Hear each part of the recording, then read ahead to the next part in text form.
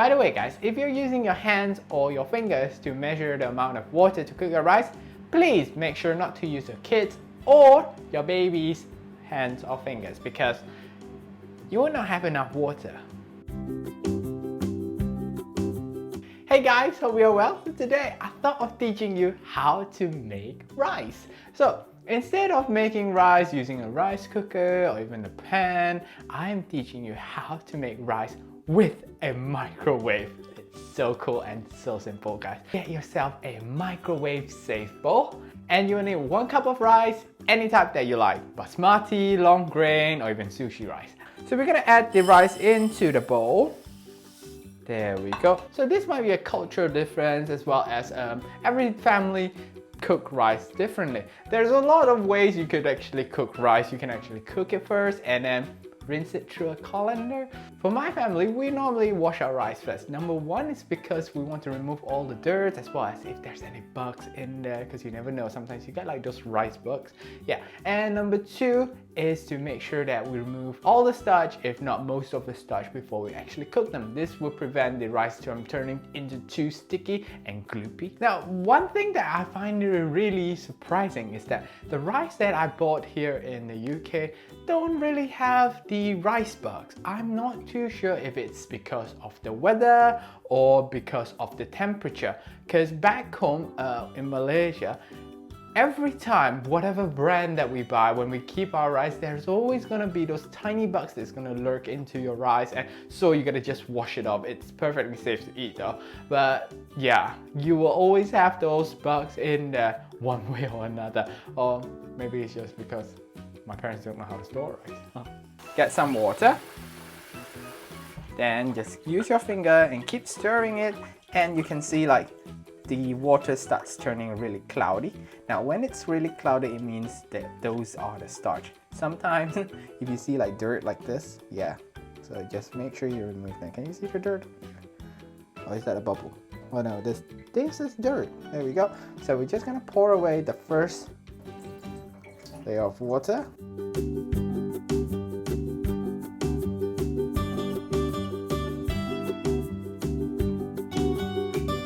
Now let's talk about how much water you'll need for your rice. The general rule is 1 cup of rice, 1 1/4 cup to 1 1/2 cup of water. But this will depend on what type of rice you're using. So for short grain rice, you'll need lesser water, but for long grain rice, you'll need a bit more water. I'm not gonna be teaching you how to use measuring cups, but if you want to, I've already given you the advice.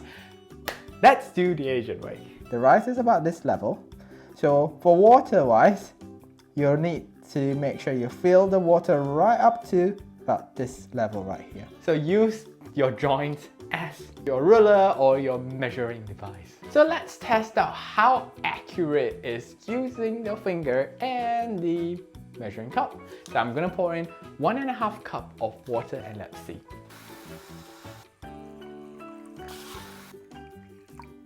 Look, it's almost hitting the joint. So my friends, just use your finger instead of getting a measuring cup and measure everything else. Now the next step, because we're going to use the microwave to cook, you'll need a cling film to cover the entire bowl. So you're going to make sure that you have an opening over here so that the steam can actually vent out from it.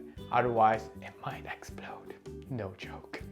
Okay, next step, let's put this into the microwave. As simple as that. Set your microwave to high and we're gonna set this to 10 minutes. So to my friends in Malaysia as well as other parts of Asia, you might be wondering like, why not just straight away use a rice cooker, which is equally as simple. When I first came here to the UK, I didn't have access to any rice cooker. It was only until about the 3rd month that I got myself my first pay from the university for doing some work, like a part-time work. And that was when I could actually purchase my first rice cooker. Then it got me thinking like, if I didn't have rice cooker, then how do I make rice? That's when the microwave became my best friend. So remember that presenter that actually went viral because of her way of cooking rice, where she actually cooked the rice with a saucepan and then rinse it later using a colander over tap water. So I've actually known about this method quite some time ago from my sister who has been living here for about 20 years. At first I was really shocked. But then to think back again, people here don't really use rice cooker. And number two, different culture might cook something differently. Then I asked my friends, how do you normally cook rice? And it was the same method that they told me, which is cooking rice on a saucepan and then rinse it just like what they do with pasta. To think about it again, it's not that odd because we humans actually try to find innovative ways and creative ways to make food. So, and not just that, food itself is heavily influenced by the culture that we live in. So different culture might have different ways of cooking pretty much the same food and sometimes even name it differently. For example, we have jiaozi, which is a Chinese dumpling, and gyoza, which is a Japanese dumpling, and we also have ravioli, which is an Italian dumpling kind of thing, where essentially it's kind of a filling, whether it's meat or something else, in the middle, encased with a wrapper. And people cook it differently, where Italians will actually just have it with butter and olive oil sometimes, or even have a bolognese sauce on it. Whereas in China, people normally have it with vinegar as well as ginger. And in Japan, it's usually dipped with some chili oil. Even with kind of a similar food, different cultures interpret it and make it their own by using different methods of cooking as well as different methods of enjoying them. Another quick example is tea.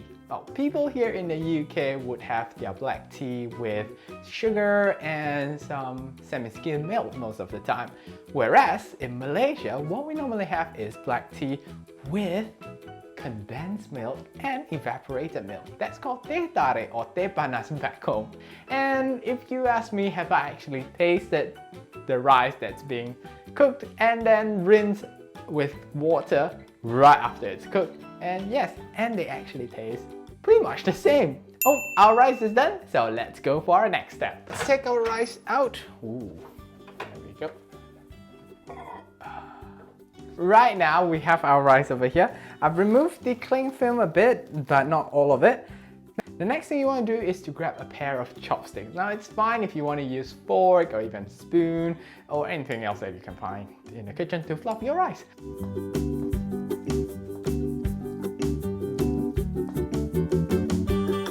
So we're just gonna cover it back again. Remember to leave a tiny hole at the end just for it to vent. Right now we're gonna return this to the microwave. And still remain high. And then we're gonna just turn this to a further 5 minutes. Now while the rice is cooking, let me share with you something cooler. The first time when I went to the supermarket, I was like so surprised when I saw this. It's because it's pretty innovative and I actually bought a few to try. Now it's actually packet rice that's already cooked. Now this is quite common here in the UK because all you need to do is just squeeze them to like sort of separate the rice out, and then next what you need to do is just pop it into the microwave and cook it for 2 minutes and it's all done, and you get like a nice fluffy rice in the end. Pretty cool, right? And that's why here in the UK you don't really see a lot of people owning a rice cooker, because you've got this ready-made rice in 2 minutes. How simple is that? To make things even cooler, they even got an egg fried rice version. Whoa! So you see, you don't really need to have a rice cooker if you're living here in the UK, unless you're someone who loves rice and consider rice as your staple food. Alright, our rice is done. Let's go grab them. Let's grab this out carefully. There we go, guys. Cooking rice with the microwave. Ta-da! Time to taste it.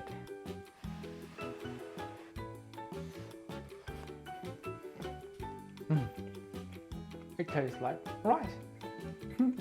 So to my friends, as well as anyone you might know who's living home in the next few weeks for either university or getting a new job in another city, just know that instead of just using the saucepan or rice cooker, you can actually cook rice with the microwave.